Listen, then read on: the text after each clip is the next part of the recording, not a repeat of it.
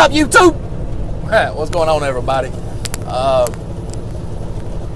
camera's gonna be a little shaky, guys. I got a little problem going on here. I got three drive tires that is began scalping, and it's just got to the point it's progressively got worse. So I've got to get that fixed, but I'm gonna start with replacing the whole axle and put the other good tires on the front axle, and replace 4 tires at a time, because man, that shit's expensive. I'm going with Yokohama's though, because that's just for the price compared to the Michelin's. The Michelin's got a better rolling resistance. You can get about the same mileage out of the tire, but the cost is just so much better on the Yokos. And I've ran Yokohamas before. I know they're good tires.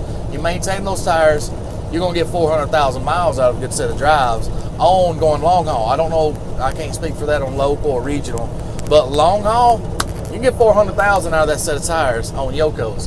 And that was on the old Yokos, the TY or YT or whatever, 577s. So they got the new tire out, the 617. It's got a lower rolling resistance, and the cost of tires is about $150 to $200 cheaper. I don't know exactly right yet, but I just got a general area. Anyway, I'm gonna go with Yokohama's. But I know we're off topic talking about tires, and I'm making a video about fuel economy. But shit, we're already talking about it, so I'll go ahead and finish it up. I got Goodyears on now, and last week I went and seen 2 weeks ago, I went and seen my buddy Chad Hone up at MD Alignment in Kansas City. And he was telling me about, you're going to have this vibration until you get rid of these tires, because I hate to tell you y'all, but Goodyears are junk. Yeah, Goodyear. And this is his word. He said, they sell Goodyears as a top tier tire, but they're not. They're simply not that great. In the automotive world, yeah, they're awesome tires, but in the trucking world, they're not that great.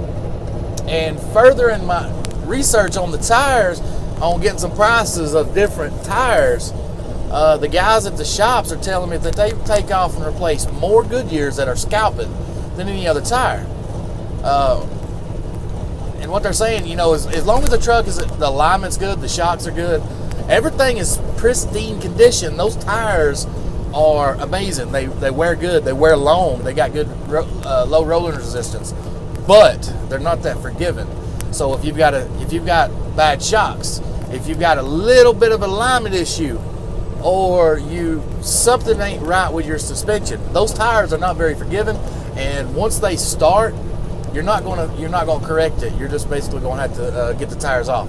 So with the being that they're not that forgiving, they got to get out of here. They gotta go. So I'm big. And Chad was telling me, he said, his favorite setup is some Michelin steers and some Yoko or Firestone rears. I said, really? You're not gonna preach the Kevin Rutherford, the Michelin drives? He said, oh no, that's the best tire. You can't get a better tire than that. You can't get a better tire than the Michelin. He said, bar none, that's the top of the line. That is the top of the totem pole, no higher. But the difference on the Michelins versus, say, the Yokohama 617s, I think they're TY 617. The Yokohama's TC, you're going to get about the same mileage out of them. He said you're going to have a lower rolling resistance than the Michelin, but you're going to have a bigger cost. So we're talking, just say $100 more tire, $800 to $1,000 more per set, per 8. So if you get a couple points higher on the rolling resistance, and it's probably going to be well worth it, but who's to know? It's probably small. On one truck operation, it's probably so small to measure, you're going to have to roll 1 million miles on those tires to offset the difference. But I'm going with Yokohamas. I ran Yokohamas, got them 400,000 miles out of them. Like I said, that was long haul. That ain't regional, your short or local work. That's long haul. So I know what I get out of them. So anyway, off to the fuel prices, guys. Let's talk about fuel prices today. I want to know what you're getting on your fuel discount. I'm going to use Oklahoma City. I know you can't use the same price points of Oklahoma City, say, to Northern California or Seattle or Maine or New York or wherever. You can't use that same price point because Oklahoma City's got, a low fuel tax, so the price of diesel fuel is low. So I'm going to use that just as a reference point. I've got 3 different price points in Oklahoma City for diesel fuel. The best one that I've run across is the the Landstar Savings Plus card, the Landstar fuel card, or the Landstar discount. So far I'm finding, they ain't nobody can touch a Landstar. Back whenever I went and done the deal at NASTC, and I had all the fuel prices, I compared them to Landstar, and there's about 5 cents more than what Landstar was getting it for. But I was like, I don't understand. Ain't NASTC the largest TA Petro customer? Come on, NASTC, step your damn game up. If you're the largest, why is Landstar getting a higher rate fuel discount? Oh, it's because you're skimming off the top? Come on now, that's bad for business. I understand you take a penny, maybe 2. But 6 or 7? Come on now. You're putting out in your network, you're putting out over 40 million gallons a damn month. At 1 penny, that's $400,000 a month. $400,000 a month. At 2 pennies, that's $800,000 a month. Now, if you can't run your business on that, and you're just trying to be greedy, and you're taking 6 or 7 cents off that, come on now. I'm not saying you are, but what I am saying is, what you say is you're the largest TA Petro customer, but yet Landstar price points are beating you by 5 cents a gallon across the board. So I'm just saying. Nothing wrong with NASTC. Don't get me wrong, I like NASTC. They got some good discounts. They got a good program going. But I'm a bottom line kind of guy, Don't tell me you're the largest customer of a truck stop. Your network throws off more gallons than anybody else, but you got another company that's getting a better price point than you. Either you're lying and you're taking more than 1 or 2 pennies off the top, or off fuel price skim, or you're taking more, or Landstar is just better at negotiating.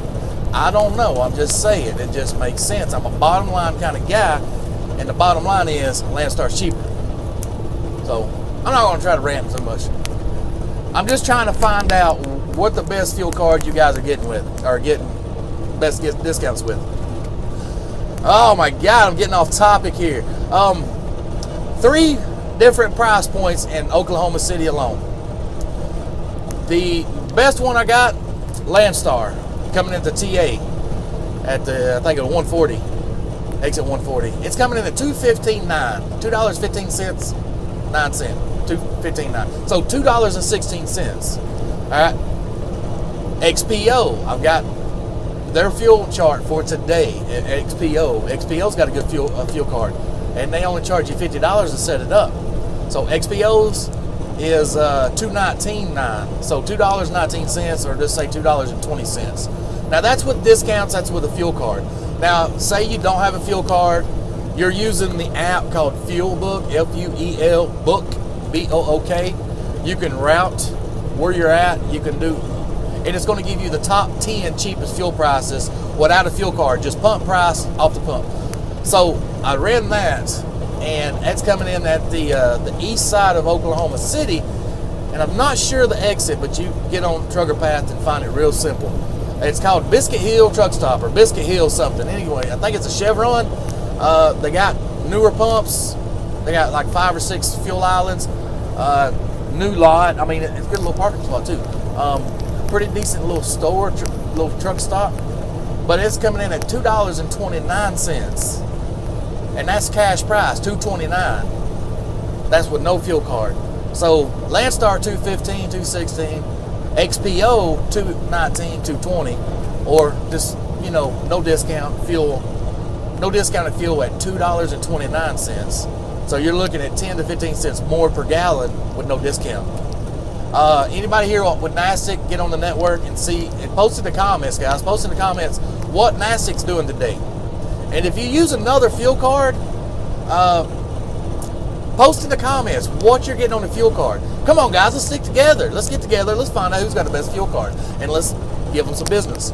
It's going to save us all money, and the more people we can get to one fuel card, the better the discounts will be, because it's going to give them more buying power, and it's going to give them better negotiating opportunities when they go to lower those price points on the fuel. So anyways, what are you guys using, and what are you guys getting in Oklahoma City today, August 14th, 2017? Anyways, guys, if you like this kind of information, you want me to keep doing this kind of information, hit that like button, like, share, subscribe, all that jazz, and let's build this channel up, guys. Let's see if we can unite a lot more truckers together and get on the same path to making more money. Anyways, guys, y'all take care. Until that next video, see you. Peace.